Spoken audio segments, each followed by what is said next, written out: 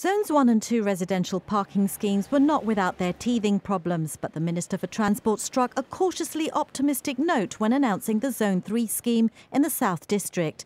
This is an area with 2,500 unique addresses, with 1,043 on-street parking areas and 1,568 private spaces. So mathematically, at least, there are more spaces than addresses. But in reality, residents in the area have long complained about the difficulties of parking. Every zone is different, so every zone will surprise us in certain ways, and every zone will work, different to the previous one.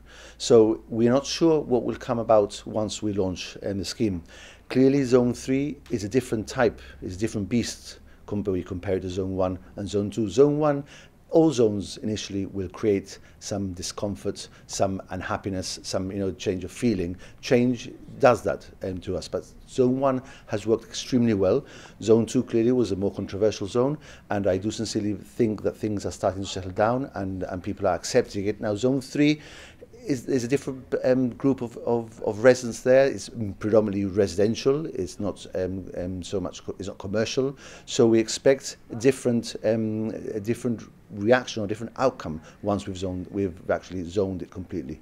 As with previous zones, there'll be a mix of exclusive resident parking, free part-time parking and pay and display bays, as well as loading and unloading areas and parking spaces for the disabled and motorcycles. It is a fact that we know that people who do not live in the zone are perhaps parking their cars in that zone. We also need to see what's going to happen with derelict vehicles as well, because there are a vast amount of cars that you will see within zones which are either abandoned, they're derelict, they have no MOT, and the introduction of the scheme, as we prepare to launch the scheme, in effect what happens is that we will be cleaning up the area and making sure that everything is completely empty and void of these derelict cars. So it's very difficult to put a finger and say what is going to happen, because this is a very complicated process, very scientific, but we need to see what comes from it after its launch. The parking area outside St Joseph's School will remain unchanged, and visitors to the South District will be able to park in the part-time or pay and display areas. It was always the intention with Zone 3, because we've studied Zone 3 as part of the traffic plan, and we know that most people that live in Zone 3 work elsewhere. So you will expect during the day there'll be plenty of parking availability. So there was always an intention to look into mixed-use parking spaces, which is what we have done recently in the southern end of Queensway.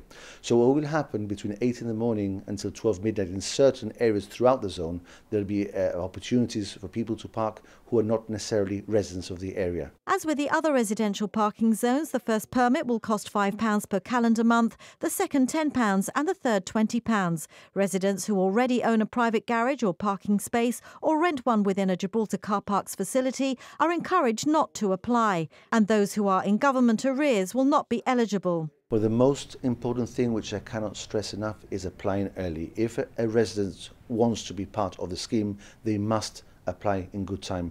We have seen this in Zone 1, we have seen this in Zone 2.